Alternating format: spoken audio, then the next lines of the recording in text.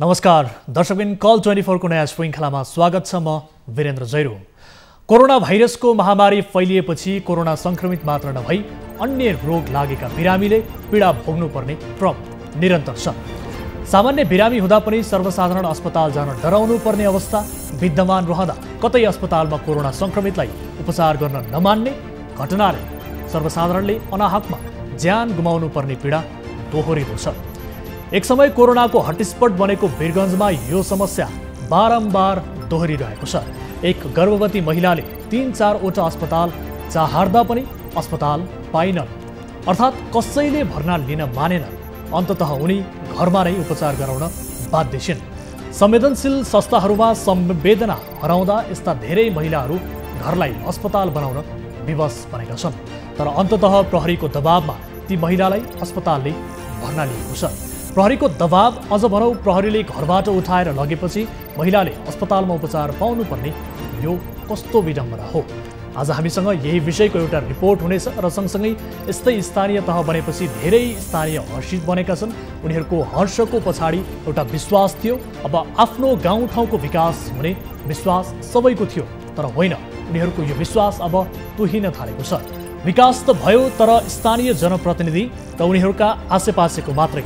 जनता निराश हुन थालेको अर्को सामग्री उता दोलखाको एक स्थानीय तहले आफ्नो भूगोलभित्र रहेर गुड्ने गाडीहरूसँग मनलाग्दी कर उठाउन थालेको छ। करको विषयलाई लिएर सर्वत्र चर्को विरोध भइरहेका बेलामा उसले 10,000देखि 800सम्म कर सवारी साधनहरूसँग उठाउन थालेको छ।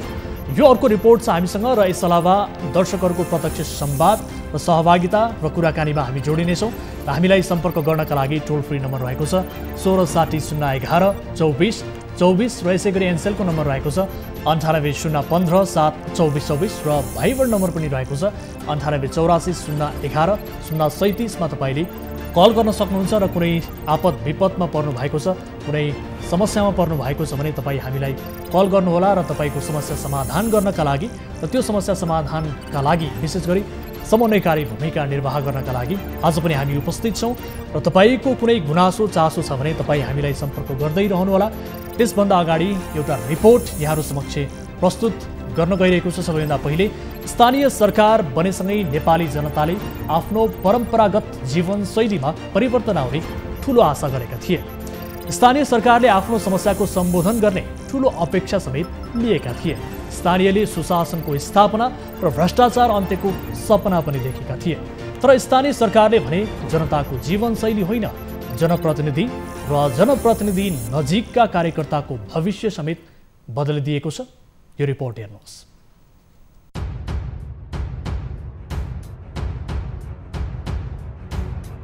स्थानीय तहभित्रका हरेक आयोजनामा आफू नजिकको मान्छे उपभोक्ता समितिमा राखेर ब्रह्मलोट मचाइरहेका छन्। नुनदेखि सुनसम्म कमिसनकै चक्करमा चक्र लगाइरहेका छन्। यस्तै बैतडीको पाटन नगरपालिकामा पनि चरम अनियमितता भएको पाइएको छ। कोरोना न्यूनीकरणका नाममा नगरपालिकाले आफू खुसी गरेको स्वास्थ्य सामग्री खरिददेखि खाद्यान्न वस्तु लगायतका सामग्रीमा 53,15,000 अनियमितता गरेको भेटिएको हो। नगरपालिकामा चरम अनियमितता भएको गुनासो आएपछि नगरसभाका सदस्य भीमदत्त भट्टको संयोजकत्वमा छानबिन समिति गठन भएको थियो। छानबिनका लागि असार 17 गते गठन भएको समितिले विभिन्न प्रमाणका आधारमा छानबिन गरी नगरपालिकाभित्र 53,15,000 अनियमितता भएको निष्कर्ष निकालेको छ। नगरपालिकाले कोरोना नियन्त्रण र सवारी साधन खर्च लगायतका विभिन्न शीर्षकमा अनियमितता गरेको समितिले प्रतिवेदन सार्वजनिक गरेको छ। बाहिरबाट सत्य तथ्य खोज्दा, पब्लिकहरूबाट सत्य तथ्य खोज्दा, यहाँको दिएको लिस्ट अनुसार गर्दा हामीले त्यो लिएका हौँ। त्यसभन्दा पनि अझै बढी छ। बढी कसरी छ भने नियम विपरीत गएर, जस्तै गाडी भाडामा छ, गाडी भाडामा सिधै नियम त्यहाँ कोटेसन गराएको छैन, सूचना खोलेको छैन। कुनै व्यक्तिलाई मनपरी कारणले आफ्नो यो व्यक्ति फलानु व्यक्ति भनेर सिधै गाडी फलानु व्यक्तिलाई दिने भनेर त्यो निर्णय गर्न मिल्दैन। त्यस्ता निर्णयहरू गरेर यहाँ चाहिने अनियमितता छ। यता नगर प्रमुख केशव बहादुर चन्दले छानबिन समितिले निकालेको प्रतिवेदनलाई अनियमितता भएको भन्न नसकिने दावी गरेका छन्। यो विषयमा अख्तियार अनुसन्धान दुरुपयोग आयोगले छानबिन गरेपछि मात्र अनियमितता भएको पुष्टि हुने उनको तर्क छ। मलाई थाहा छैन भ्रष्टाचार भएको छ अहिले मैले कसरी भन्नु, पहिले भन्नु हैन, गल्ती त के कुरा भन्ने हैन, गल्ती भएको छ भने त्यसको छानबिन हुन्छ। उनले दिएको छानबिन, त्यो छानबिन हाम्रो नगरसभा सदस्यहरूले दिएको कुरालाई पनि मैले चाहिँ के अरे एउटा चाहिँ त्यो प्रमाणको रूपमा कसैले उजुर गर्यो भने त्यसलाई एउटा प्रमाण जस्तो माने जस्तै त्यो पनि मैले एउटा चाहिँ प्रमाण जस्तो मानेर त्यसलाई चाहिँ लगेर चाहिँ म चाहिँ के अरे छानबिन गर्न लगाउँछु। अथवा चाहिँ भोलि आउने जो अडिटर छ हाम्रो चाहिँ आन्तरिक के अरे लेखाको जो अडिटरहरू आउँछन् उनीहरूलाई म त्यो कुरो दिन्छु। यसो नगरसभा सदस्यले पनि यो कुरा आउल्याछ, तपाईँहरू यी कुरामा चाहिँ के हो चाहिँ थाहा कुरा कसो गल्ती छ, त्यसमा प्रशासकीय अधिकारीको गल्ती छ कि अथवा चाहिँ नगर प्रमुखको गल्ती छ कि अथवा उपप्रमुखको छ कि कसको छ गल्ती। साथै नगरपालिकाको अनियमितताबारे अख्तियार दुरुपयोग अनुसन्धान आयोगले समेत चासो दिएको छ। छानबिन समितिले अनियमितताको विषयमा अख्तियारबाटै छानबिन गर्न माग गरेसँगै अख्तियार दुरुपयोग अनुसन्धान आयोग कञ्चनपुरको टोली बैतडी पुगेर कोरोना जोखिम नियन्त्रण र सवारी साधन लगायतका विभिन्न शीर्षकमा भएको खर्चको कागजात नियन्त्रणमा लिएको छ।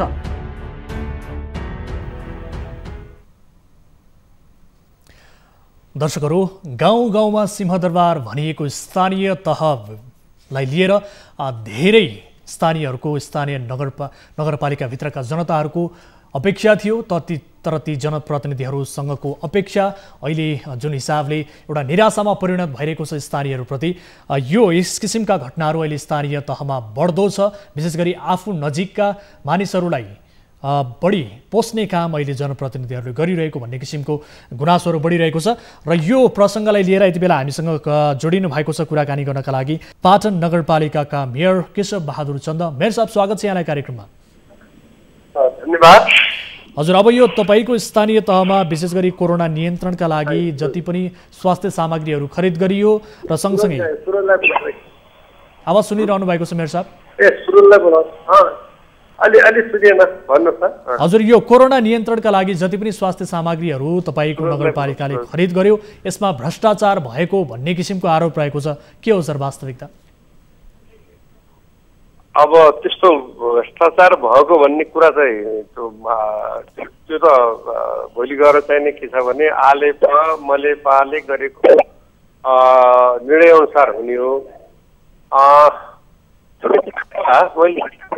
यो नगरसभामा यी कुराहरू के भनेपछि केही सदस्यहरूले चाहिँ के अरे यसमा चाहिँ गलत भयो भनेर आवाज उठाउँदाखेरि अब ती सदस्यहरू, ती नगरसभा सदस्य, जुन नगरसभा सदस्यले त्यहाँ के अरे 4 सत्र नगरसभा थियो हाम्रो 2017 साउन 17 गते जो बैठक बसेको थियो, जसले कि 76-70 को चाहिँ कार्यान्वयन भएका कार्यक्रमको पास गर्ने कार्यक्रमहरू चाहिँ नयाँ चाहिँ के भनेपछि चाहिँ के अरे तपाईँको चाहिँ सदर बजेट पास गर्ने कुरा, दुईटा कुरा जो चाहिँ लाई चाहिँ जुन उद्देश्यले बैठक बसेको थियो, त्यसै बैठकमा यी कुराहरू उठेपछि के हाम्रो सर मेयर साहब, विशेष गरी यो 53,15,000 रुपियाँ अनियमितता गरेको भेटिएको भनेर जुन यसको छानबिन गर्नका लागि समिति पनि बनाएको थियो, त्यो छानबिन समिति पनि निष्कर्ष निकालेको छ।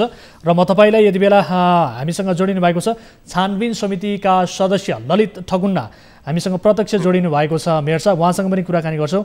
ललितजी, स्वागत छ यहाँलाई कार्यक्रममा। हजुर, धन्यवाद सर। हजुर, अब छानबिन गर्नुभयो तपाईँहरूले, विशेष गरी यो गाउँपालिकाले नगरपालिकाले विशेष गरी अनियमितता गरेको भन्ने हिसाबले तपाईँहरूको निष्कर्ष के हो? समितिले के कुराहरू पायो, यहाँले कसरी अध्ययन गर्नुभयो, के पाउनुभयो? हामीले 77 छानबिन समिति गठन भएको थियो होइन? हजुर, छानबिन गठन भइसकेपछि हामीले पटक पालिकाको लेखा शाखाबाट आफूले पालिकाले गरेका आर्थिक वर्षभित्रका चाहिँ सम्पूर्ण चाहिँ कागजातहरू माग्ने एउटा चाहिँ निवेदन मार्फत नै मागेका थियौँ। र उहाँले चाहिँ पहिलो चरणमा 3-4वटा बुँदामा चाहिँ हामीले राहत शीर्षक र सडक सरसफाइ सम्बन्धी प्लस प्रत्येक पत्र पत्रिकाको शीर्षक राखेर चाहिँ भरपाई र डकुमेन्टहरू मागेका थियौँ। त्यसको उहाँहरूले चाहिँ के भन्नुभयो भने सरकारी श्रेष्ठ भएका कारणले चाहिँ भ्रमण खर्चको बारेमा दिनु मिल्दैन र अन्य तपाईँको राहत सामग्री र सडक सफाइको बारेमा चाहिँ सबै कागजातहरू चाहिँ दिनुभयो र त्यहाँबाट अध्ययन गरेर हामीले चाहिँ अध्ययनका कर्म जारी गऱ्यौँ। र त्यसबाट के निक्ल्यो भनेपछि राहत वितरणका सामग्रीहरूमा चाहिँ उच्चतम बजार बिक्री भन्दा उच्चतम दरमा चाहिँ खाद्यान्न खरिद गरेको देख्यौँ हजुर। मेयर साहब सुन्दै हुनुहुन्छ? सुन्दैछु हजुर। अब यो राहत वितरणका कुरालाई लिएर पनि तपाईँहरूले उच्च मूल्यमा खरिद गर्नुभएको भन्ने कुराहरू छ, यो भ्रष्टाचार भएको छ भन्ने छानबिन समितिले पनि निष्कर्ष निकालिसकेको अवस्थामा तपाईँ यसलाई किन स्वीकार्न तयार हुनुहुन्न सर? होइन, म तपाईँलाई के भन्दैछु भनेपछि मैले त्यो समिति नै जाने वास्तवमा नगरसभामा केही कुराहरू बजारी दरभन्दा बढी रेट लियो यस्तो भयो भन्ने किसिमका कुराहरू नगरसभामा उठेका कुरालाई लिएर मैले नै छैन कि नगरसभा त्यस्तो कुरो उठाएको छ। क्षेत्र सदरको के अरे बजेट भने जो विगतको कार्यान्वयन भएका कुराहरूको सम्बन्धमा त्यो कुरो उठाएको छ भने ल ठिक छ, तपाईँ समिति बनाउनुहोस् र त्यसमा आदिका कुराहरूमा भइसकेपछि मात्रै अगाडि 17-18को बजेट अनि पास गरौँला भनेर मैले चाहिँ वास्तवमा त्यो समिति बनाएकै त्यसको लागि हो। तर त्यो समितिले चाहिँ के छ भनेपछि अब त्यो 17-18 क्षेत्र स्तरको कार्यान्वयन भएका कार्यक्रम पनि पास गरिदिए। हेर्नुहोस् है हजुर, त्यो नगरसभामा त्यो क्षेत्र स्तरको कार्यक्रम पनि कार्यान्वयन भएका पास भएको अवस्था हो र सँगसँगै चाहिँ 17-18को बजेट पनि त्यही नगरसभाबाट पास भयो। अनि पास भइसकेपछि यो छानबिन समितिले चाहिँ जो अब वास्तवमा जुन नगरसभामा ती कुराहरू राख्नुपर्ने थियो, त्यहाँ छानबिन हुनुपर्ने थियो, त्यो छानबिन हुन सकेन। छानबिन समितिले तुरुन्त त्यो छानबिन गर्न सकेन। नसकेपछि नसक्दै पहिला नै छानबिन किन हुन सकेन मेयर साहब? एउटा स्थानीय तहमा 53 लाख, यो लाखौं लाखको रूपमा चाहिँ तपाईँहरूले कोरोना नियन्त्रणका लागि भनेर यो विषम परिस्थितिमा यति बेला यो लाखौंको रकम यो यस किसिमले अनियमितता गर्नु यो त एकदमै गलत कुरा भयो नि सर। तपाईँहरू भन्नुहुन्छ छानबिन किन हुन सकेन त्यति बेला? मैले के भने एकचोटि तपाईँको ध्यानमा यत्रो आकर्षित गर्न चाहन्छु कि मैले नै त्यो समिति गठन गराएको हो कि यसमा चाहिँ यदि गलत गरिने भने वास्तवमा त्यो कार्यान्वयन त्यो चालु 76-70 बजेट पास नगरिदिएको भएपछि पास पनि उहाँहरूले गर्ने। हेर्नुहोस्, पास चाहिँ कार्यान्वयन त्यो पास गरिदियो नि, पास गरिसकेपछि अब के हुन्छ अब एउटा कुरा हुन्छ सुन्नुहोस्, पास गरिसकेपछि के हुन्छ भनेपछि अब आलेपले गरेको निर्णय र त्यसपछि गएर मलेपाले गरेको निर्णय जो हुन्छ त्यो नै अन्तिम हुन्छ र मलेपाले भ्रष्टाचार गरेका ठाउँहरू छ, यसो बढी रेट लिएको ठाउँहरू छ र यो गलत गरेका ठाउँहरू छ भने त्यो सम्बन्धित व्यक्तिले चाहिँ यसको अर्थ मेयर साहब निष्कर्ष निकालेको छ छानबिन समितिले 53,15,000 नै अनियमितता भएको भेटिएको भने छानबिन समितिले पनि निष्कर्ष निकालेको छ यो कोरोना जोखिम नियन्त्रणका लागि सवारी साधनका खर्चहरू पनि त्यसमा जोडिएका छन्। खाद्यान्न राहतका लागि भनेर तपाईहरुले खरिद गर्नुभएको खाद्यान्नको प्रसंग पनि त्यहाँनेर जोडिएको छ र सँगसँगै उपभोक्तामा समितिमा आफ्ना मान्छे राखेर यति बेला ब्रह्मलुट मच्चाइरहनु भएको छ रे भन्ने किसिमको कुराहरू पनि आएको छ। नुनदेखि सुनसम्मका कुराहरूलाई लिएर तपाईहरुले यसरी त्यो एउटा कुरा कसो भने त्यो सबै कुरा चाहिँ यो कुरा चाहिँ जति कुरा उहाँहरूले त्यसमा उल्लेख गरेका छ त्यो जम्मै त्यो सही छ भन्ने कुरा चाहिँ होइन के कुराहरू सही हो म तपाईलाई होइन सुन्नुहोस् त्यो जम्मै कुरा सही किन छैन म भन्दैछु भने त्यो सही र गलत हो भन्ने कुरो छानबिन गर्ने त नगरसभा चाहिँ पास गर्ने सबै कार्यान्वयन गरेको कुरा सही छ 76-77 कुरा गरे सही छ भनेर ताली बजाउने अनि पछि बाहिर आएर चाहिँ अब त्यो समिति हुने त्यो स्थायी समिति होइन त्यो समिति त कानुन बमोजिम भयो त्यो स्थायी समिति चाहिँ त्यसले चाहिँ नगरपालिका सर यो विषम परिस्थितिमा यति बेला सर मेयर साहब जस्तो यो विषम परिस्थितिमा यति बेला कोरोनाले हरेक क्षेत्र प्रभावित बनेको छ। आम मानिसहरू त्रसित भएको स्थिति छ, संक्रमण दिनानुदिन बढिरहेको छ। यो बेलामा नगरपालिकामा आइसोलेसनहरू छैन, क्वारेन्टिनहरू छैन, उचित तरिकाले कसरी स्वास्थ्य संरचनाको पूर्वाधार बनाउने विकास गर्ने भन्नेतर्फ यहाँहरूले सोच्नुको साटो यो यसरी अनाहकमा तपाईहरुले बिना शीर्षक सवारी साधनमा भनौं न यसरी राहतमा महँगो मूल्य खरिद गरेर यसरी बजेट त चयन गर्न त यो त स्वाभाविक भएन नि सर। होइन त्यो चाहिँ तपाईको चाहिँ त्यो बेला त्यो सबै कुरा जो उहाँहरूले गरेको छ चाहिँ कि चाहिँ गाडीमा चाहिँ जो गलत कुरा गरे भन्छ वास्तवमा त्यो चाहिँ कुरा सही छैन। हेर्नुहोस् म तपाईलाई बताउँछु किनभने त्यो बेला चाहिँ के छ भनेपछि कोरोनाको चाहिँ महामारी थियो। त्यो बेला चाहिँ म तपाईलाई बताउँछु क्वारेन्टाइन हामीले बनायौँ क्वारेन्टाइन बनाउँदाखेरि पनि चाहिँ हामीसँग रकमको व्यवस्था थिएन, उधारमा पनि त्यसरी चाहिँ अनेकौँ कामहरू गरेको अवस्था हो। र त्यसपछि चाहिँ के छ भने तपाईँको चाहिँ त्यसमा चाहिँ के अरे मेयर साहब यति बताइदिनुहोस्, तपाईँहरूलाई जुन किसिमको यो आरोप लागेको छ 53,15,000 रुपैयाँ अनियमितता भएको, यो गलत हो तपाईँको विचारमा? तपाईँ यही भन्न चाहनुहुन्छ, यही दाबी गर्न चाहनुहुन्छ? आरोप लागेको छ, मलाई एउटा कुरा जसलाई आरोप लागेको छ, आरोप प्रमाणित गर्ने अधिकारी छानबिन समितिको निष्कर्ष छ, अख्तियारसम्म यो कुरा पुगिसकेको छ, कसलाई छानबिन लाग्यो? सर, हामीसँग यति बेला छानबिन समितिका सदस्य ललितजी लाइनमै हुनुहुन्छ। ललितजी सुन्दै हुनुहुन्छ? हजुर, मेयर साहब त यो कुरा मान्न तयार नै हुनुहुन्न, तपाईँहरूले कसरी छानबिन गर्नुभयो, के हो सर? हामीले अध्ययनमा पालिकाले वर्षभरिमा गरेका जति पनि कार्यपालिकाका निर्णयहरू छन् ती निर्णयहरूलाई अध्ययन गर्दा उहाँले कार्यपालिकाका 2-4 जनाको चाहिँ दम्बका कारणले आफू निकटमा बजेट हुने गरेर चाहिँ रकमान्तर गरेको पाइएको छ। जो चाहिँ राहतको विषय छ नि, राहतको विषय चाहिँ लगभग तपाईँको चाहिँ 12-13 लाख रुपियाँ उच्चतम दरका साथ तपाईँको चाहिँ अनियमितता भएको छ त्यसमा, होइन? जस्तै गाडी दिने प्रक्रिया नै छैन, गाडी हायर गर्ने प्रक्रिया छैन, राहत वितरण गर्ने राहतको ठेक्का दिने प्रक्रिया छैन, तपाईँको त्यस्तै सूचनाको चाहिँ प्रक्रिया पनि मिलेकै छैन। सबै ती प्रक्रिया कति मिलाएको छ पालिकाले भन्ने कुरा त चाहिँ पालिका चाहिँ डकुमेन्ट निर्णयहरू हेर्दा पनि भइहाल्छ सर। त्यो प्रक्रिया मिलाएर काम गरेका छैन, आफूलाई चाहिँ एउटा नाफामूलक हुने गरेर चाहिँ काम गरेका छन् सबै विषयहरूमा। मेयर साहब सुन्दै हुनुहुन्छ? मेयर साहब सुन्दै हुनुहुन्छ?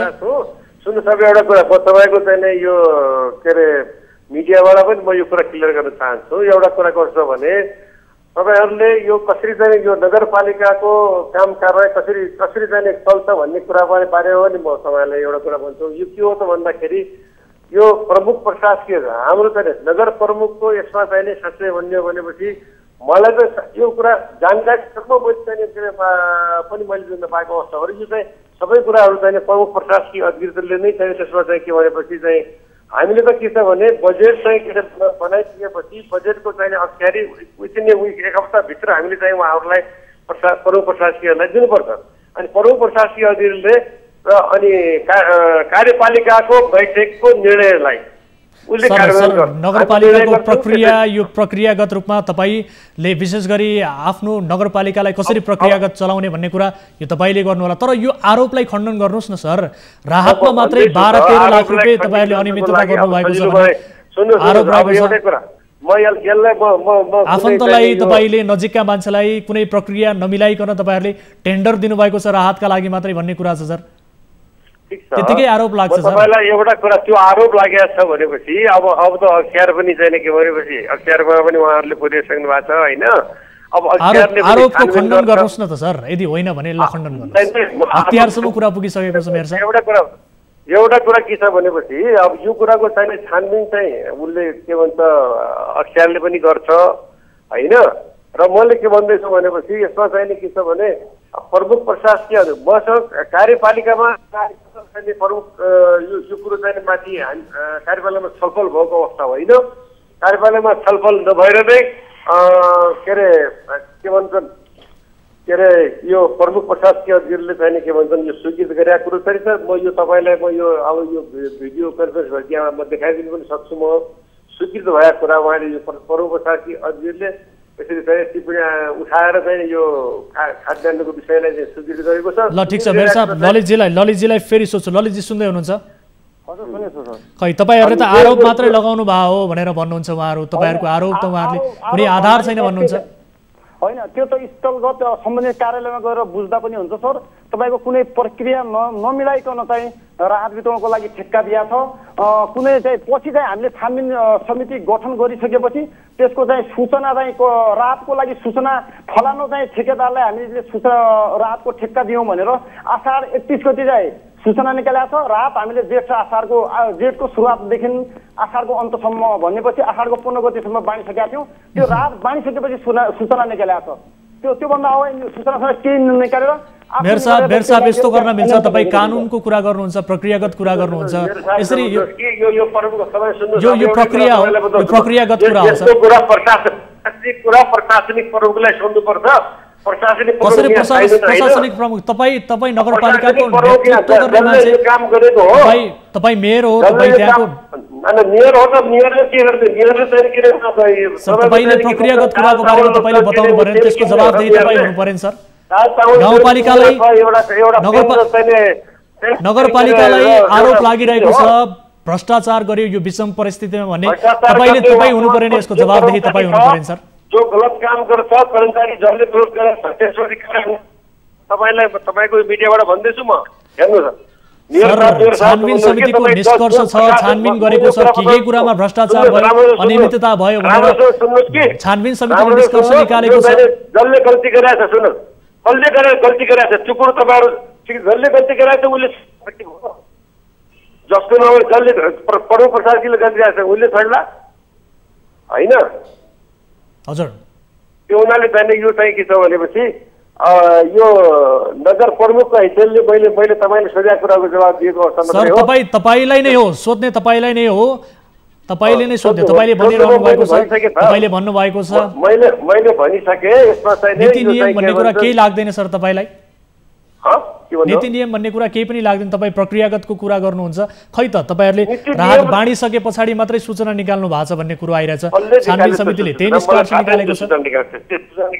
त्यो सूचना निकालेको कुरा चाहिँ यो चाहिँ प्रशासनको कुरा, प्रमुख प्रशासकीय अधिकारीलाई थाहा हुन्छ। आफ्नो गाउँपालिकाको प्रशासनमा के भयो भन्ने कुरा तपाईलाई थाहा छैन सर? नगरपालिकामा अब मलाई थाहा हुँदैन, अब भयो नि त, अब के गर्ने? अब सर तपाईँ प्रमुख भइसके पछाडि तपाईलाई आरोप लागेको छ, तपाईलाई केही पनि थाहा छैन भन्न मिल्छ सर? मिल्छ सर? तपाईलाई थाहा छैन यो विषयमा भन्न मिल्छ त? तपाईँ नगरपालिकाको प्रमुख भएको हिसाबले तपाईँ सोध्नुहोस्, अहिले प्रमुख प्रशासकीय उनी यहाँ छैनन् हैन, जसले यो सब काम गरेको त्यो उनलाई नै सोध्नु बेटर हुन्छ। सर सर सर सर तपाईँ नगरपालिकाको प्रमुख हो वा होइन यति भनिदिनुहोस्। अनि तपाईँ नगरपालिकाको प्रमुख भइसके पछाडि तपाईले जवाफ दिने तरिका यही हो सर? तपाईको नगरपालिकामाथि यस किसिमको आरोप लागेको छ सर। भनेकोमा नचल्ने प्रशासकीय अधिकारी भएर मैले गर्ने के? तपाईँ प्रशासकीय अधिकारी यो आरोप लागिसके पछाडि तपाईले प्रमुख प्रशासक ठीक छ मेयर साहब ठीक छ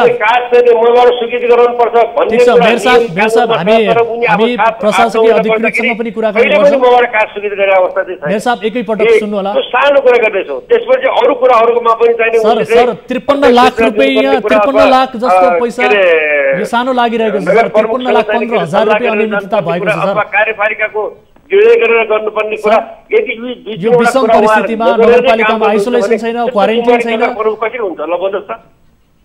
कोरोना नियन्त्रणका नाममा 53 लाख 15,000 रुपैयाँ तपाईहरुले अनियमितता गर्नुभएको आरोप लागेको छ, यो सामान्य कुरा हुन्छ सर? त्यो सरासर गलत कुरा हो। त्यो कसले आरोप लाग्यो?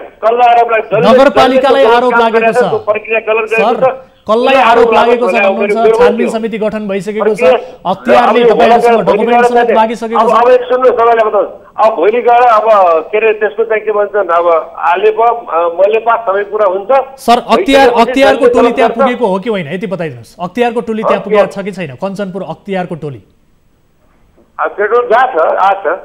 अनि त्यो नगरपालिकालाई आरोपै नलागिकन अनियमितता भएको प्रसङ्ग नउठिकन किन अख्तियारको टोली पुग्छ? कसरी पुग्छ सर? अख्तियार त्यतिकै पुग्छ? छानबिन समिति त्यतिकै गठन हुन्छ सर? दुरुपयोग गरेछ भने लाग्ने हो भन्नु होइन? अब दुरुपयोग गरेको छानबिन गर्नलाई तपाईको जवाफ यस्तो छ कि त्यहाँ नगरपालिका अनियमितता भएकै छैन, यो प्रसङ्ग नै छैन, कुनै त्यतिकै आरोपै मात्र लागेको हो कि भन्ने हिसाबले तपाईलाई यो अनियमितता भयो भन्ने विषयमा पनि थाहा नै छैन भन्ने हिसाबले तपाईँ जवाफ दिइरहनु भएको छ सर, जबकि त्यहाँ अख्तियारको टोली पुगिसकेको छ, छानबिन समिति गठन भइसकेको छ।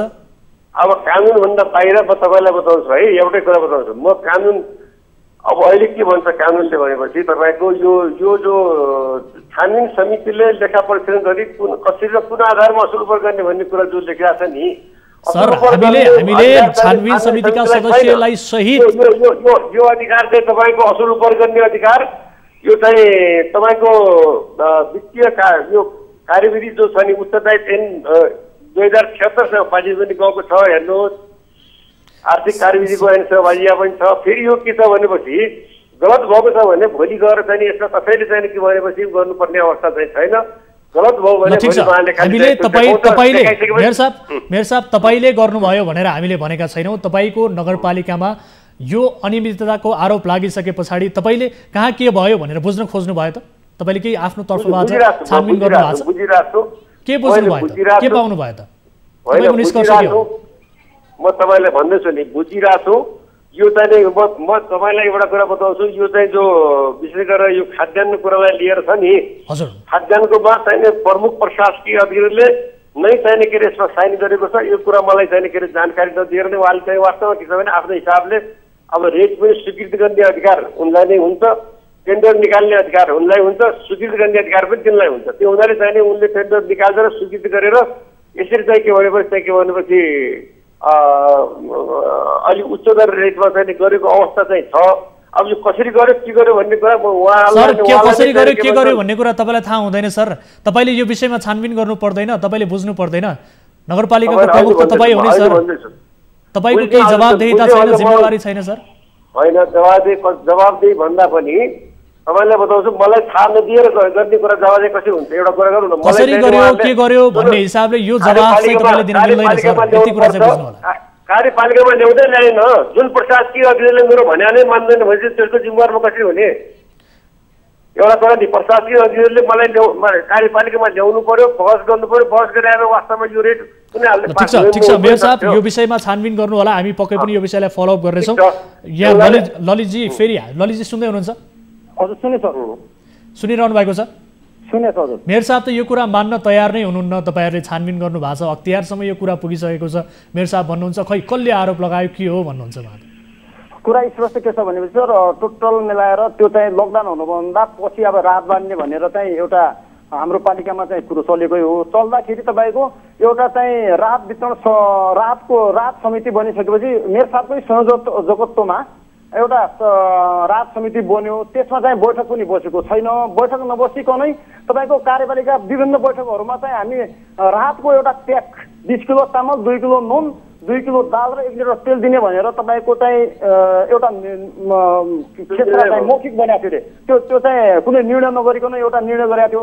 त्यसको हुने रकम भनेको तपाईँको 12,500-1300 र लगभग 1,400मा हामी पोका चाहिँ खरिद गर्ने भनेर एउटा चाहिँ मौखिक सहमति भएको थियो भन्ने कुरा चाहिँ कार्यपालिकाका सदस्यहरूले चाहिँ हामीलाई जानकारी गराएको थियो।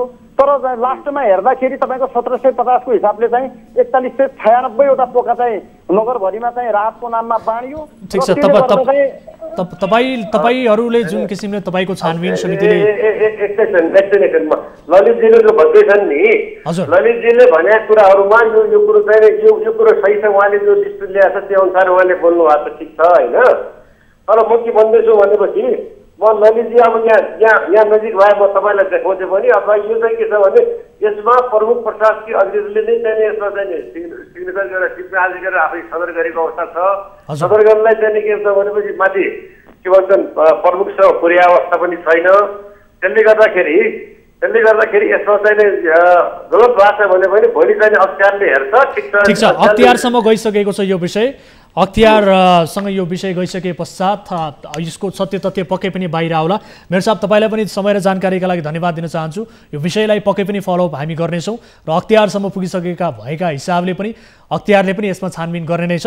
र म त्यसै गरी छानबिन समितिका सदस्य ललित ठगुन्नाजीलाई पनि धेरै धेरै धन्यवाद दिन चाहन्छु। दर्शक पनि उहाँहरू हुनुहुन्थ्यो यति बेला हामीसँग पाटन नगरपालिकाका मेयर केशव बहादुर चन्द जोडिनु भएको थियो र सँगसँगै यो अनियमितता भइसके पश्चात विशेष गरी नगरसभा सदस्य भीमदत्त भट्टको संयोजकत्वमा गठन भएको छानबिन समितिका सदस्य ललित ठगुन्ना, उहाँसँग पनि हामीले कुराकानी गऱ्यौँ। र सँगसँगै अहिले हामी अख्तियार दुरुपयोग अनुसन्धान आयोगसम्म यो विषय प्रवेश गरिसकेका भएका हिसाबले पनि अख्तियारले कसरी छानबिन गरिरहेको छ र अख्तियारले के कस्तो किसिमको कागजातहरू उक्त स्थानीय तहबाट झिकाएको छ र यसको छानबिन प्रक्रिया कसरी अगाडि बढिरहेको छ भन्ने विषयमा हामी जानकारी लिने कोसिस गरिरहेका छौँ। र अहिले जुन हिसाबले मेयर साहबले बताउनु भयो आफूलाई अलिकति केही कुराहरू सबै कुराहरू थाहा नहुने भन्ने किसिमको जवाफ उहाँले दिनुभएको छ। एज एउटा स्थानीय तहको प्रमुख भइसके पछाडि आफ्नो पालिकाभित्र आफ्नो नगरपालिकाभित्र के कस्तो किसिमको गतिविधिहरू भइरहेको छ, अनियमितताको आरोप किन आयो, के कारणले आयो भन्ने विषयमा सम्पूर्ण रूपमा त्यसको जवाफदेहिता प्रमुख भएका हिसाबले प्रमुखले लिनुपर्ने हुन्छ र त्यति चित्त बुझ्दो जवाफ हामीले उहाँबाट पाएका छैनौँ। र यति बेला भने अख्तियार दुरुपयोग अनुसन्धान आयोगका कञ्चनपुरका प्रमुख यति बेला सूचना अधिकारी जोडिनु भएको छ। अख्तियार दुरुपयोग अनुसन्धान आयोगका हरिशचन्द्र जोडिनु भएको छ। उहाँसँग हामी कुराकानी गर्छौँ। हरिशचन्द्र जोशी हामीसँग जोडिनु भएको छ। सर, स्वागत छ यहाँलाई कार्यक्रममा। हजुर, धन्यवाद। हजुर, अब हामीले विशेष गरी यति बेला कुराकानी गरिरहेका छौँ यो पाटन नगरपालिकामा जुन किसिमको कोरोना नियन्त्रणका नाममा अनियमितता भएको प्रसङ्ग छ। 53,15,000 अनियमितता गरिएको भेटिएको प्रसङ्ग छ र छानबिन समितिले पनि यसमा यो अनियमितता भएको भन्ने निष्कर्ष निकालेको छ। त्यस पछाडि अख्तियारको टोली यहाँहरू गएर त्यहाँ छानबिनका लागि जानुभयो, डकुमेन्टहरू लिनुभएको छ भन्ने खबर प्राप्त भएको छ। के हो सर यसको वास्तविकता? यसको छानबिन प्रक्रिया कहाँ पुगेको छ? के पाउनु भएको छ यहाँहरूले? हामी हिजो मात्रै गएर त्यहाँको कागजातहरू कोरोना नियन्त्रण र रोकथामसँग सम्बन्धित खास गरी क्वारेन्टाइन व्यवस्थापनका र अब यो सेफ्टी जुन एउटा सामानहरू छ त्यो कोरोनासँग सम्बन्धित मास्क, सेनिटाइजर यिनीहरूमा चाहिँ अत्याधिक मात्रामा यो खर्च गर्यो यसमा चाहिँ भन्ने सन्दर्भमा हामी खास गरी वडा नम्बर 9 र 10 को पहिला नै आएको थियो। पछि पनि मौखिक टेलिफोनबाट पनि उजुरीहरू आएको सन्दर्भमा हामी गयौँ र कागजातहरू लिएका छौँ र साथै त्योसँग सम्बन्धित अन्य त्यसको श्रेष्ठताहरू पनि सबै हामीले लिएर आएका छौँ प्रतिलिपि प्रमाणित गरेर। अब अनुसन्धानको प्रक्रिया अगाडि बढेको छ। अब हामीले नगरपालिकाका मेयरसँग पनि कुराकानी गऱ्यौँ। उहाँ त मान्न तयार हुनुहुन्न यो विषयलाई लिएर, आरोप मात्रै हो भन्नुहुन्छ।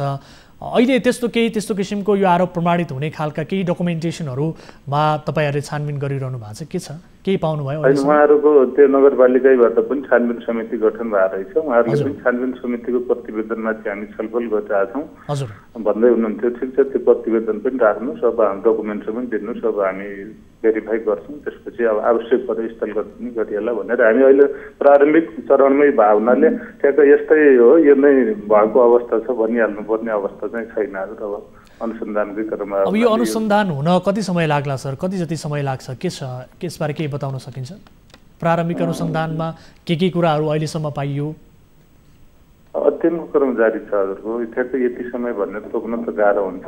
उजुरी धेरै छन् हामीसँग, अरू पालिकाका पनि छन्, यस्तै टाइपका अरूका पनि छन्, अन्य उजुरीहरू पनि त्यसो भए हुनाले अब समय सीमा निर्धारण गर्न थोरै गाह्रो हुन्छ हजुर। अब जहाँसम्म लाग्छ हामी यसमा चाहिँ अलि चाहिँ हाम्रो अनुसन्धान प्रक्रिया हो, हामी गरेर अलिक चाँडै गर्ने प्रयासमा हुन्छ। हजुर, हुन्छ। यो जानकारीका लागि धन्यवाद। पक्कै पनि यो विषयलाई हामी फलो गर्नेछौँ।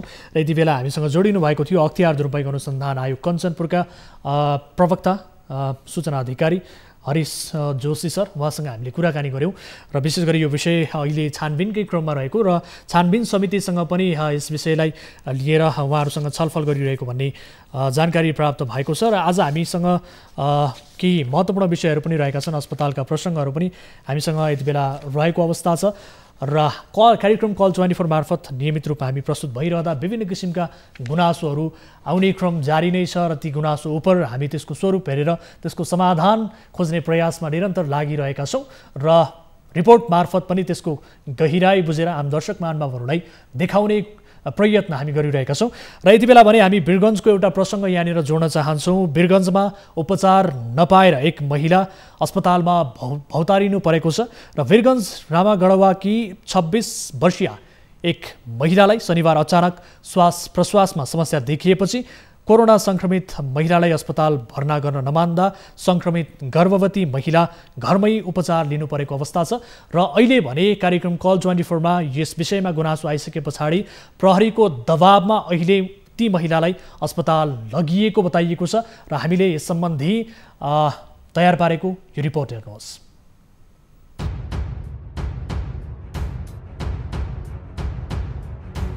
गर्भवती महिलाको स्वास्थ्यमा समस्या देखिएपछि आफन्तले तुरुन्तै सीतालाई अस्पताल पुर्याए। ती महिलाको गर्भको नियमित जाँच गरिरहेका प्रसुति रोग विशेषज्ञ डाक्टर नीलम चौरासियाले श्वास प्रश्वासको समस्या भएकाले जनरल फिजिशियनलाई देखाउन सल्लाह दिएको उनका श्रीमानले बताए। हमने के हमारे परिवार में हस्बैंड बनी वहाँ के खाना वाना खनी 3-4 दिन पहले थोड़ा सर्कल सरकला के वजह से भी उनको इथी बा डिलीवरी भी बा। तो भइल कि नीलम चौरसिया हमने चेक कराते हैं सन, तो वहाँ कॉलर वाली 5-6 दिन पहले चेक कर ले रहे, तो बल्कि 15 दिन बच्चा के टाइम बटे होके में, तो कोनो दिक्कत हुई बीच में तो आई लग। ओकरा बाद गए सन तो वहाँ के कहने कि डॉक्टर ऊपर कथी नाम उनका उदय सिंह ले जाके चेक कराओ के। वहाँ गए सन तो वहाँ के लिखने की इथी कराओ के PCR कराओ के। तो कोरोना के जाँच उच कराओ गए सन तो में आ गई पॉजिटिव आ गई। उसके बाद में डॉक्टर साहब कहने की बल्कि हमने पता कोई नहीं सन कोनो हॉस्पिटल रखे के इथी नहीं के चाहत भरना करे के नहीं खेले कोनो हॉस्पिटल, तो ऐसे अच्छा रही अपने घरे ले जाए, घर में अपन सेफ्टी करके सुरक्षा करके अपन राखें। ये बात तो कहनी होगा डॉक्टर साहब। त्यसपछि उनलाई एडभान्स अस्पताल लगियो। त्यहाँ डाक्टर उदयनारायण सिंहले जाँच गरे। जाँच गर्दा कोभिड संक्रमणको शंका लागेपछि PCR परीक्षणका लागि नारायणी अस्पताल पठाएको डाक्टर सिंह बताउँछन्।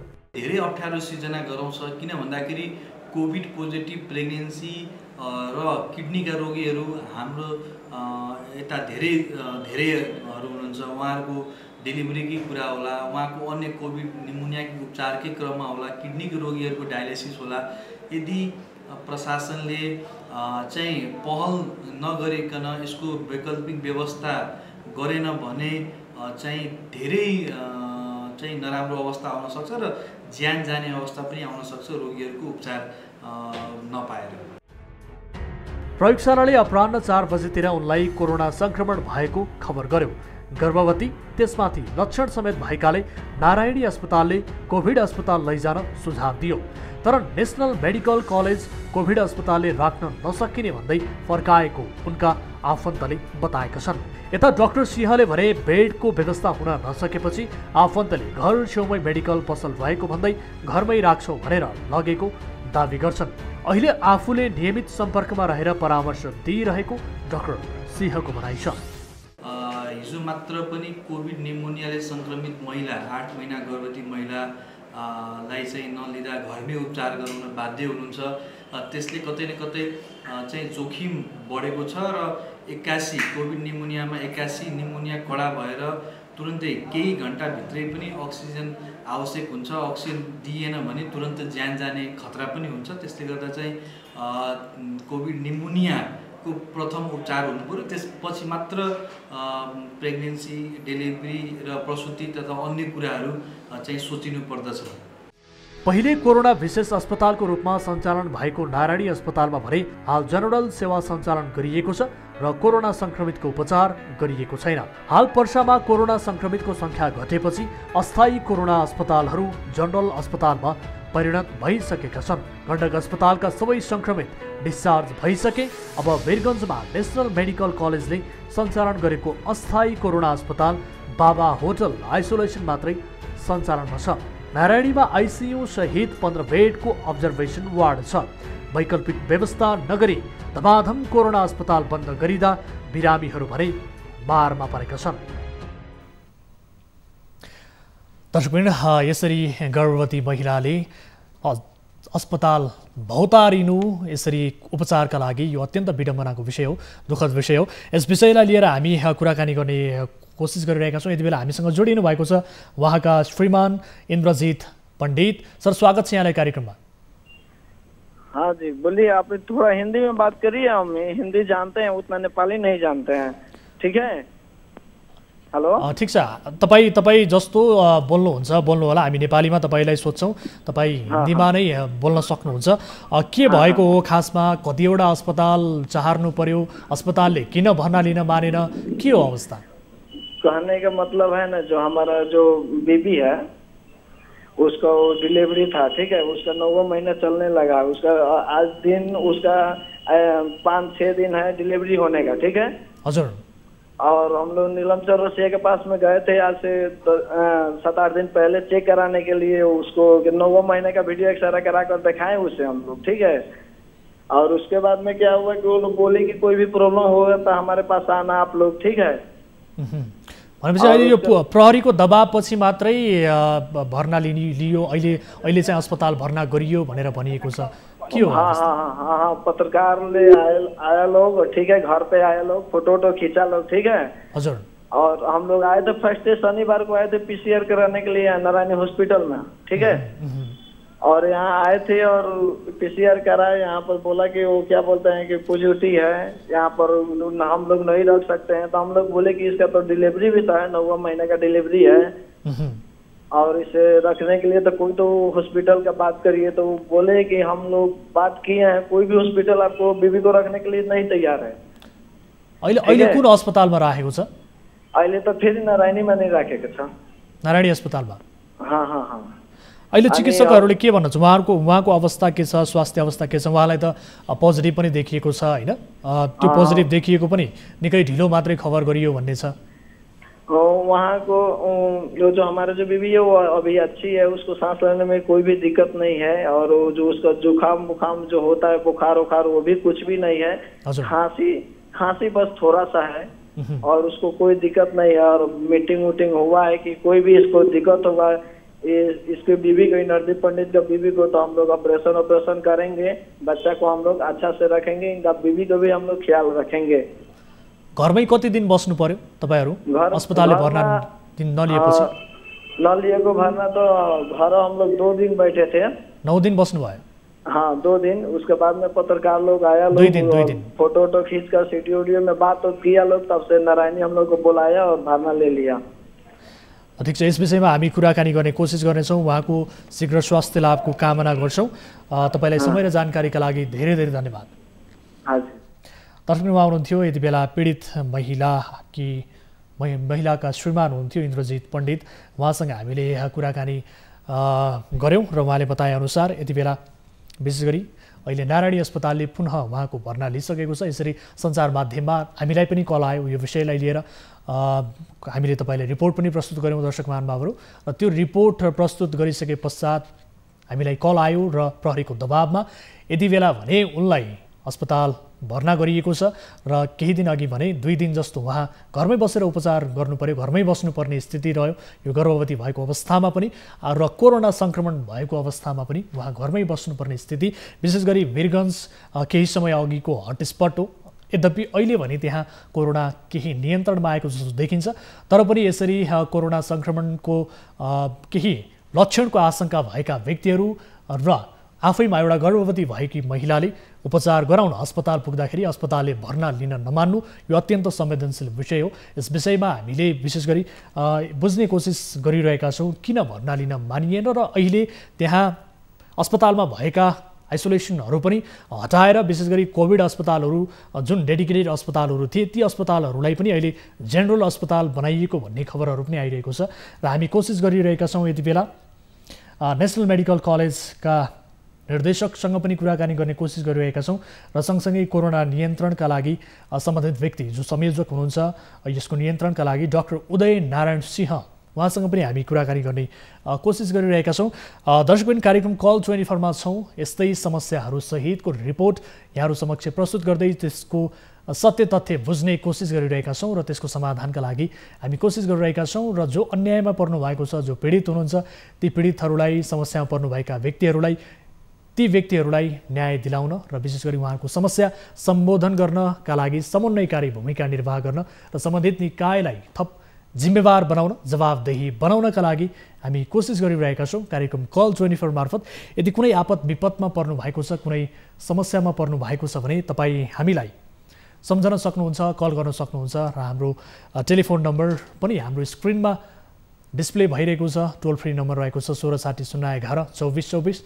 तपाईँ एनसेल मार्फत पनि कल गर्न सक्नुहुन्छ र सँगसँगै भाइबर मार्फत पनि तपाईँ कल गर्न सक्नुहुन्छ। भाइबर मार्फत जोडिएर भिडियो मार्फत तपाईँ आफ्ना समस्याहरू राख्न सक्नुहुन्छ र तपाईँ विशेष गरी तपाईँका समस्याहरूलाई लिएर हामी सम्बन्धित निकायसँग प्रत्यक्ष रूपमा कुराकानी गराइदिनेछौँ र तपाईँको प्रश्न प्रत्यक्ष रूपमा उहाँहरूसँग राख्न पनि सक्नुहुन्छ। तपाईँको समस्याको स्वरूप हेरेर, त्यो प्रकृति हेरेर हामी त्यसको गम्भीर्यतालाई बुझेर सम्बन्धित निकायलाई जवाफदेही बनाउने कोसिस प्रयत्न गरिरहेका छौँ र यो वीरगञ्जको प्रसङ्ग रहेको छ। विशेष गरी एक महिला अस्पतालमा उपचार नपाएर भौतारिरहनु परेको प्रसङ्ग हामीले यहाँनिर उजागर गऱ्यौँ र यति बेला कोरोना नियन्त्रण संयोजक सम्बन्धी का व्यक्ति हुनुहुन्छ, संयोजक हुनुहुन्छ कोरोना नियन्त्रणका संयोजक नै हुनुहुन्छ उहाँ डाक्टर उदय नारायण सिंह हाम्रो प्रत्यक्ष सम्पर्कमा जोडिनु भएको छ।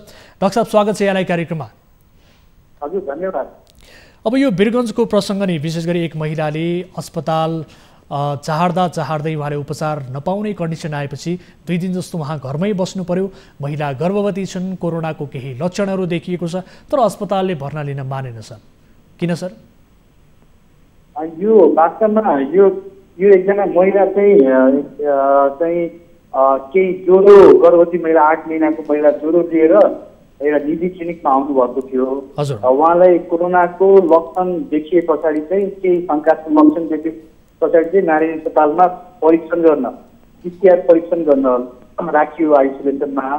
तर पोजिटिभ देखिए पछाडि चाहिँ उहाँलाई कोभिड अस्पतालमा सार्नुपर्छ भनेर त्यहाँ हामीले कोभिड अस्पतालमा सम्पर्क गऱ्यौँ। कोभिड अस्पतालले चाहिँ हामी गर्भवती महिलालाई लिन सक्दैनौँ, हामी चाहिँ लिँदैनौँ, हामी हेर्दैनौँ भन्ने कुरा त्यहाँबाट आयो। त्यसपछि त्यो महिलालाई चाहिँ महिलाको आफन्तले होइन अब कोभिड अस्पतालले नलिने भएपछि यहाँ हामी नारी अस्पतालमा राख्दैनौँ, घरमै लग्छौँ, बरु होम आइसोलेसन लेखिदिनु, औषधिहरू लेखिदिनु भनेर उहाँ जानुभयो होम आइसोलेसनमा। त्यसपछि हामीलाई फेरि उहाँको बिरामीको सम्पर्कमा हामी निरन्तर रह्यौँ र पछि जिल्ला संयन्त्रहरू, हाम्रा प्रमुख जिल्ला अधिकारी त्योको रिक्वेस्ट हजुर पटक पटक उहाँले मेडिकल कलेजलाई पनि भन्नुभयो कोभिड अस्पतालले राख्न, तर त्यो राख्न असफल भए पछाडि चाहिँ हामीले फेरि उहाँलाई हिजो नारी अस्पतालकै आइसोलेसन रुम छ त्यसमा ल्याएर राखेका छौँ र अहिले उहाँको अवस्था राम्रो हुँदै गएको छ, सामान्य हुँदै गएको छ। डाक्टर साहब, यो कोभिड अस्पतालले विशेष गरी कोभिडकै बिरामीलाई नलिनुको कारण चाहिँ के, किन लिएन सर? उहाँहरूको वास्तवमा जुन कन्ट्र्याक्ट भएको छ, सम्झौता भएको छ नेपाल सरकारसँग, स्वास्थ्य मन्त्रालयसँग, त्यसमा चाहिँ कोभिडको सबै सङ्क्रमितहरू त्यसमा कुनै छुट्याइया छैन, फलाना खाले लिने फलाना खाले नलिने भनेर उहाँको भनाइ अनुसार चाहिँ हामीले गर्भवती महिलाको लागि ओटीको व्यवस्था गरेका छैनौँ, अपरेसनको व्यवस्था गरेका छैनौँ, हामीसँग जनशक्ति छैन डेलिभरी गराउने, हामीसँग अपरेसन गराउने जनशक्ति छैन, हामी तयार छैनौँ भन्ने किसिमको चाहिँ उत्तर उहाँले दिनुभएको छ। त्यही अनुसार अब जिल्ला प्रशासनले पनि थप भनौँ आवश्यक जुन हुनु पर्थ्यो अन्य कारवाही कुराहरू त्यो पनि नगरेर होला सायद होइन। अहिले चाहिँ उहाँले अहिले हिजोको बैठक अनुसार चाहिँ उहाँले अब यस्तो अवस्थामा विशेष गरी बिरामीहरूले कसरी उपचार गराउने त सर? किनभने अहिले जति पनि कोरोना सङ्क्रमितको उपचार हुने अस्पतालहरू हुन्, विशेष गरी नारायणी अस्पतालमा अहिले जनरल सेवाहरू सञ्चालन गरिएको छ, कोरोना सङ्क्रमितको उपचारै हुन छोडिएको छ भनेर भनिएको छ। अब यसरी कोरोना सङ्क्रमण त नियन्त्रण भइसकेका छैन, जति बेला जसलाई पनि हुन सक्ने स्थिति छ। जिल्लामा यस किसिमको अस्पतालहरूमा विशेष गरी कोरोना सङ्क्रमितको उपचारै नहुनु र जनरल सेवाहरू मात्रै सञ्चालन हुनु, यो त बडो विडम्बना भयो सर। यो के छ अवस्था, तपाईँले के बुझिरहनु भएको छ?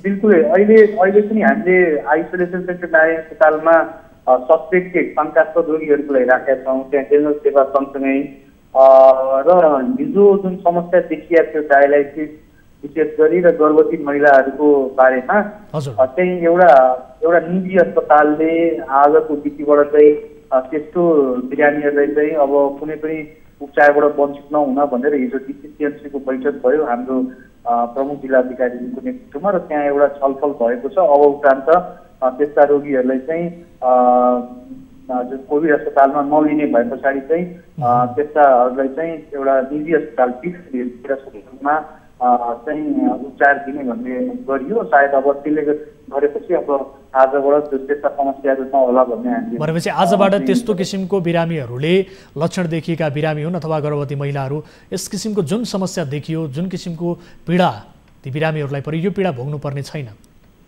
सम्भव त छैन। किन भन्दाखेरि हिजो हामी निर्णय गरेर उहाँ तयार हुनुहुन्छ। अब त्यस्ता सङ्क्रमितहरू जसको लागि अपरेसनै चाहियो, डेलिभरी नै चाहियो र डायलाइसिस नै चाहियो, होइन। त्यसको लागि चाहिँ एउटा अन्य त्यो कोभिड अस्पताल बाहेकको अन्य संयन्त्र चाहिँ खडा गरिएको हुन्छ। अब अहिले विशेष गरी अन्य सङ्क्रमितहरूको उपचार कसरी भइरहेको छ? के जिल्लामा सङ्क्रमितहरूको उपचार नै हुन छोडेको हो? के हो स्थिति? तपाईँ त कोरोना नियन्त्रणका लागि एउटा फोकल पर्सनको रूपमा पनि हुनुहुन्छ, उपचार कसरी भइरहेको छ अन्य बिरामीहरूको?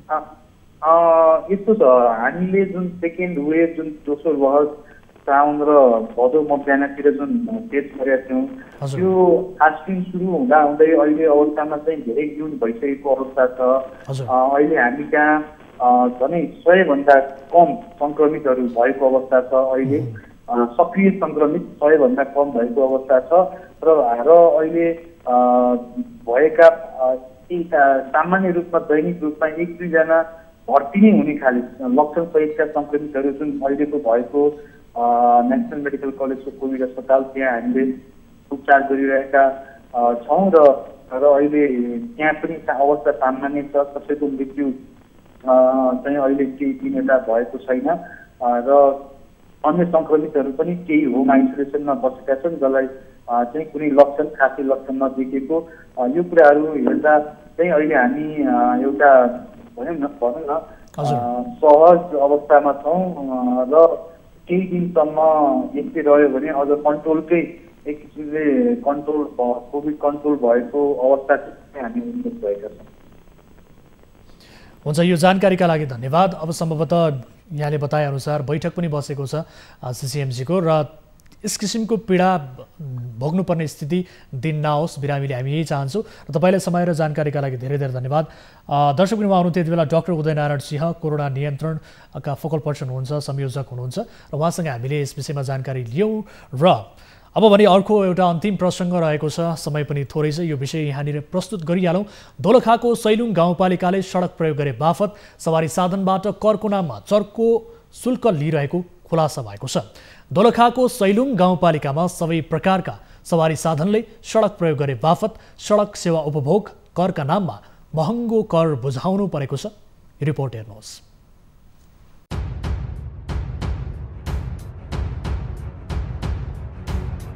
गाउँपालिका भित्रको सडकमा गुड्ने सवारी साधनबाट गाउँपालिकाले प्रतिपटक 12 चक्केबाट 4000, 10 चक्केबाट 3000, 6 चक्केको 2000, 4 चक्केको 1200, 4 चक्के सानो सवारी साधनको 1000, 4 व्हिलर भन्दा मुनिका सवारी साधनबाट 800 असुल्ने गरेको पाइएको छ। त्यो पनि गाउँपालिकाले ठेक्का सम्झौता गरेर यो जिम्मेवारी निजी निर्माण कम्पनी कुतमा निर्माण सेवालाई दिएको छ। सडक सुधारमा भने सैलुङ गाउँपालिका र सडक सेवा उपभोग करको ठेक्का लिएको कुतमा निर्माण सेवा बेमतलबी जस्तै छ। महँगो कर तिर्नुपर्ने सडकको यो अवस्था एकपटक हेरौँ त।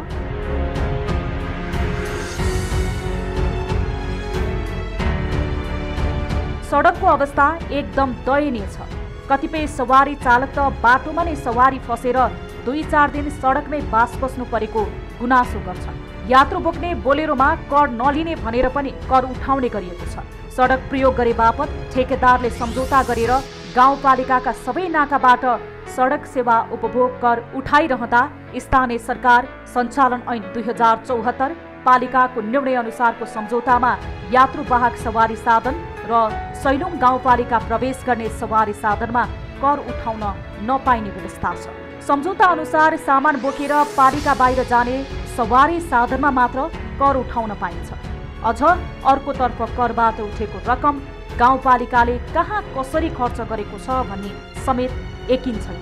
कतिपय स्थानीय र पालिकावासीहरूलाई समस्या पारेर गाउँपालिकाले कर मात्रै असुलेर दुःख दिएको गुनासो गरिरहेका छन्। स्थानीय सरकारले करहरू उठाइरहेको छ। हामी मान्छेहरू हिँड्नलाई दयनीय अवस्थाको बाटो छ। त्यो बाटोमा पनि गाडीहरू गुडेबाको छ। सरकारले कर उठाउने गरेको छ। स्थानीय सरकारले उठाएको करहरू चाहिँ कहाँ खर्च गरिएको छ, कुन हिसाबमा खर्च गरेको छ, ठेक्का प्रक्रियाबाट करहरू उठाइएको छ, त्यो करहरूलाई सही ठाउँमा सदुपयोग गरेको छ कि छैन त्यो कुनै मूल्याङ्कन गरिएको छैन। यद्यपि कर पनि उठाइएको छ तर बाटोको अवस्था भने एकदमै दयनीय छ। सैलुङ गाउँपालिकाको मुडेदेखि भैँसे लगायतका अधिकांश स्थानको सडकको हालत नाजुक छ। जोखिम मोलेर यात्रा गर्नुपर्ने सडक प्रयोगकर्ताहरू कर लिनु स्वाभाविक भए पनि सडक मर्मत र आवत जावतमा सहजीकरण नभएकोमा गुनासो गरिरहेका छन्। सडक प्रयोग गरे बापत महँगो कर, त्यसमाथि पनि सडकका कारण हुने महँगो सवारी मर्मत खर्चले चालकहरू हैरान भएका छन्। ठेकदारले चाहिँ मैले टेन्डर हालेको हामीलाई जसरी हुन्छ घाटा हुन्छ मलाई पैसा तिर्नै पर्छ भनेर गाडी समाएर राखिदिन्छ। चल्ला एकछिन राख्ने बित्तिकै चल्ला मर्ने हुन्छ। अनि विभिन्न किसिमको हामीलाई समस्या, त्यसपछि दोहोरो कर। साबिक जिल्ला विकास समिति दोलखाले सैलुङ गाउँपालिका क्षेत्रबाट निकासी हुने आलुमा समेत कर उठाउने गर्दथ्यो। स्थानीय सरकार गठन भए पश्चात पहिलो वर्ष सैलुङ गाउँपालिकाले कर्मचारी राखेर काठमाडौँतर्फ जाने मुख्य नाकामा निकासी कर उठाएको थियो र त्यसबापत गाउँपालिकाको कोषमा झण्डै 8 लाख जम्मा भएको थियो। करको भार बोकिरहेका स्थानीय सडक मर्मत सम्भार लगायतका गाउँपालिकाले गरेको बेवास्ताबाट असन्तुष्ट मात्रै बनेका छैनन्, कर उठाएर कहाँ खर्च भएको छ भन्ने खर्च विवरण सार्वजनिक गर्न माग गरिरहेका छन्। दर्शकहरू, यसरी सडकको प्रयोग गरे बापत सवारी चालकहरूले चर्को रूपमा शुल्क तिर्नु परेको गुनासो यति बेला सर्वत्र आएको छ। यो सैलुङ गाउँपालिकामा सवारी चालकहरूले गुनासो गरिरहँदा यस सम्बन्धी रिपोर्ट हामीले प्रस्तुत गरेका छौँ र यसबारे थप जानकारी लिने कोसिस गर्छौँ। यति बेला हामीसँग जोडिनु भएको छ सैलुङ गाउँपालिकाका अध्यक्ष भरत प्रसाद दुलाल हामीसँग जोडिनु भएको छ प्रत्यक्ष सम्पर्कमा। अध्यक्षज्यू, स्वागत छ यहाँलाई कार्यक्रममा। हजुर, धन्यवाद, नमस्कार हजुर। हजुर, अब यति बेला तपाईँको गाउँपालिकामा सडक प्रयोग गरे बापत चर्को रूपमा कर बुझाउनु पर्ने भन्ने किसिमको गुनासोहरू, यस किसिमको विरोधहरू भइरहेको छ सर। यो महँगो शुल्क, चर्को शुल्क किन लिइन्छ सर? किन हो सर? यो किन लिइरहेको छ सर? स्थानीय सरकार सञ्चालन भइसकेपछि हामीले चाहिँ संविधान र मूलत चाहिँ स्थानीय सरकार सञ्चालन ऐन जो चाहिँ अब सङ्घीय सरकारले घोषणा गरे 2074 त्यसको अधीनमा रहेर सबै काम हामीले गर्नुपर्ने हुन्छ। सैलुङ गाउँपालिकामा अहिले हामीले चाहिँ 772 किलोमिटर बाटो चाहिँ निर्माण गरेका छौँ, कच्ची बाटो। र स्वाभाविक रूपमा गाउँपालिकाको आम्दानीका स्रोतहरू केही पनि छैन। हामीसँग ढुङ्गा, गिटी, बालुवा आदि इत्यादि केही पनि चिजहरू छैनन्। त्यसो हुँदा चाहिँ अब गाउँपालिकाको आन्तरिक स्रोत एकदमै कम छ। त्यसो भए के गर्ने त भन्दा चाहिँ ऐन कानुनले हामीलाई कुन कुन क्षेत्रमा चाहिँ कर उठाउन दिन सक्छ भनेर हामीले अध्ययन गऱ्यौँ र चाहिँ हाम्रो राजस्व परामर्श समितिको बैठकमा छलफल भयो। त्यहाँबाट चाहिँ पारित भयो। कार्यपालिकाको बैठकले त्यो चाहिँ अब कर उठाउने निर्णयलाई चाहिँ पारित गर्यो र चाहिँ हाम्रो चाहिँ 7औं गाउँसभाले त्यसलाई निर्णय कार्यान्वयन गरिसकेपछि योभन्दा पहिला हामीले कर्मचारी राखेर उठाएका थियौँ। कर्मचारी राख्दाखेरि चाहिँ खर्च हुने कर्मचारीमा, त्यस कारणले गर्दा यो पटक चाहिँ हामीले ठेक्का प्रक्रियाबाट सडक उपभोग कर भनेर लिन पाइन्छ भन्ने चाहिँ अब मूलत चाहिँ के भने प्रमुख प्रशासकीय अधिकारीज्यूले नै त्यसको बारेमा यो चाहिँ अब लाउनुहुन्छ होइन। ठिक छ, तपाईँहरूले ठेक्का प्रक्रिया मार्फत नै कर उठाइरहनु भएको छ, तर यो उठाएको कर चाहिँ निकै महँगो भयो, चर्को शुल्क भयो भनेर धेरै सर्वसाधारण गुनासो गरिरहेका छन् र एकजना सर्वसाधारण हामीसँग फेरि जोडिनु भएको छ। अध्यक्षज्यू, उहाँको गुनासो पनि सुनौ। नमस्कार, को बोल्दै हुनुहुन्छ? नमस्ते, म रामबहादुर तामाङ। हजुर, तपाईँको गुनासो चाहिँ के हो? यति बेला हामीसँग गाउँपालिका अध्यक्ष नै जोडिनु भएको छ, उहाँलाई आफ्नो प्रश्न राख्न सक्नुहुन्छ। प्रश्न भन्दा पनि एउटा नागरिकको एउटा दायित्व हुन्छ, राज्यको कर तिर्नुपर्छ त्यसमा पक्कै पनि। अनि अर्को कुरा भनेको हामी व्यवसायहरूको चाहिँ के भने जस्तो अहिले बाटोको स्थिति अहिले पानी परेर केही सहज भन्ने स्थिति अलिक थोरै भन्ने मात्र हो। कर उठाएको दिनदेखि अहिले जुन यो बर्खाको टाइममा हामीलाई आउने मालबाग गाडीहरू पनि आउने स्थिति थियो। अहिले चाहिँ केही होला, अहिले के बाटो सफा गर्ने प्रक्रियामा देखिरहेछ। अहिले अर्को कुरा करको दायरा पनि अलिक धेरै भयो। हामीले चाहिँ अरू प्रदेशलाई पनि तिरेको हुन्छ। अनि अर्को कुरा हामी राजस्व कार्यालय, आन्तरिक राजस्व कार्यालयले पनि तिरेको हुन्छ। तर त्यसको दायरा चाहिँ अलिक धेरै भयो, महँगो भयो भन्ने कुरा मेरो पनि। अध्यक्षज्यू सुन्दै हुनुहुन्छ? हजुर, सुनिरहेको छु। हजुर, दोहोरो कर भयो र अर्को कुरा भनेको बाटोको अवस्था यस्तो छ, दयनीय छ। बाटोको हविगत तपाईँले हेर्नुभयो भने एकदमै लाजमर्दो स्थिति छ। हामीले दृश्यमा पनि देखायौँ, त्यहाँ सवारी साधन चल्यो भने कहाँनिर कसरी जाम हुन्छ, के हुन्छ भन्ने किसिमको ठेगानै छैन। बाटोको स्थिति त्यस्तो दयनीय छ र त्यसैका लागि चाहिँ दोहोरो कर तिर्नुपर्ने मानिसहरूले यसको दायरा पनि तपाईँहरूले बढाउनु भएको छ। हजुर हजुर, पहिला सैलुङ गाउँपालिकामा बाटो थिएन, अहिले हामीले पट्टी बाटो निर्माण गरेका छौँ 272 किलोमिटर। अब हामी त्यसलाई स्तरोन्नति पनि गर्दै जान्छौँ र चाहिँ अब हामी यो चाहिँ स्थानीय सरकारले पाएका अधिकारलाई अभ्यास पनि गर्दैछौँ। अब पहिलो पटक हामीले ठेक्का प्रक्रियामा लगाएको भएर चाहिँ अलिकति जनतालाई अप्ठ्यारो भएको छ। यो वर्षको सिकाइबाट हामी आगामी आर्थिक वर्षमा चाहिँ कति भयो त्यो सडक निर्माण भएको, कति भयो, कति सालमा निर्माण गर्नुभयो? हो सडक अब केही सडकहरू पहिला थिए, अहिले हामी आइसकेपछि 7 मिटर चौडा सडक बनाएका छौँ, जसको कारणले गर्दा बर्खामा धेरै पानी परेपछि ढिलामे भयो। किन पहिलो वर्ष कटिङ गरेको वर्ष हिरो हुन्छ नै। हामी सडकको अवस्था त यस्तो दयनीय अवस्था छ सर। तपाईँले दृश्यमा हामीले दर्शक महानुभावहरूलाई देखायौँ, त्यहाँको दृश्य सवारी चालकले त्यसै पनि शास्ति खेप्नुपर्ने र सँगसँगै तपाईँहरूले निर्धारण गर्नुभएको करको पनि मारमा पर्नुपर्ने। अब कर बाबत सैलुङ गाउँपालिकालाई जम्मा चाहिँ हामीले 8 लाखमा चाहिँ कर सम्झौता गरेका हौँ। एकमुष्ट खेदाले बुझाउँदा 7,20,000 पैसा उठेको छ। अब 7 करोडभन्दा बढीको हल्ला भएको छ यहाँ। गाउँपालिकाले वास्तवमा एउटा संस्थागत सुधारका निम्ति प्रक्रियामा त्यो उठेको करको पैसा पनि सही ठाउँमा प्रयोग भएन भन्ने किसिमको गुनासो छ। कहाँ प्रयोग गरिरहनु भएको छ उठेको कर? यसरी यो कर भन्ने कुरा त जनताले आफ्नो मेहनत पसिनाले तपाईँहरूलाई बुझाइरहेका हुन् नि त, सरकारलाई बुझाएको। त्यसको पैसा कहाँ कसरी प्रयोग भइरहेको छ भन्ने हो। त्यो पैसा चाहिँ गाउँपालिकाको राजस्व खातामा जम्मा हुन्छ। राजस्व खाताको पैसा हाम्रो चाहिँ सञ्चित कोषमा आउँछ र हामी विकास निर्माणमा चाहिँ वार्षिक रूपमा चाहिँ हाम्रो गाउँसभाबाट बजेट विनियोजन गर्छौँ। त्यो पैसा जति उठेको छ त्यो पैसा हाम्रो सञ्चित कोषमा जान्छ र चाहिँ बजेट मार्फतले विकास निर्माणमा खर्च हुन्छ। अब यो करको दायराको विषयलाई लिएर विशेष गरी उहाँहरूको प्रश्न रहेको छ, यसलाई केही पुनर्विचार गर्न सकिने स्थिति छ के छ? अब हजुर अहिले कानुनी समस्या हुन्छ। हामी ठेक्का लगाइसकेका छौँ। अब ठेकेदारले पैसा पनि बुझाइसकेका छ। त्यस कारणले यो आर्थिक वर्षमा हामीलाई कानुनी समस्या हुन्छ, भोलि त्यो मुद्दामा हामीलाई पर्न सक्छ।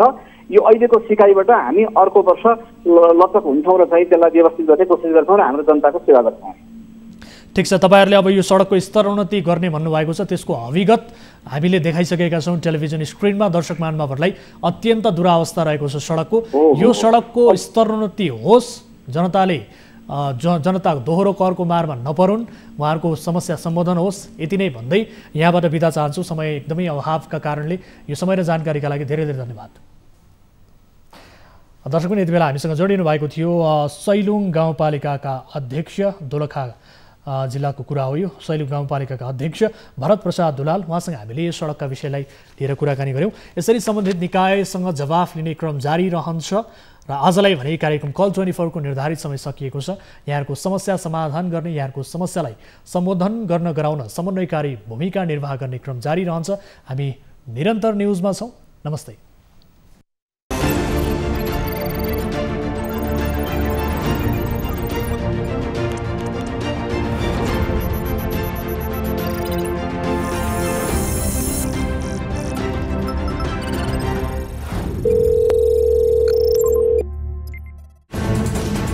कोरोनाले सृजना गरेको सङ्कटमा पल पलका न्युज अपडेट र हर क्षेत्रको कभरेजका लागि न्युज 24 नेपाल युट्युब च्यानललाई सब्स्क्राइब गर्नुहोला।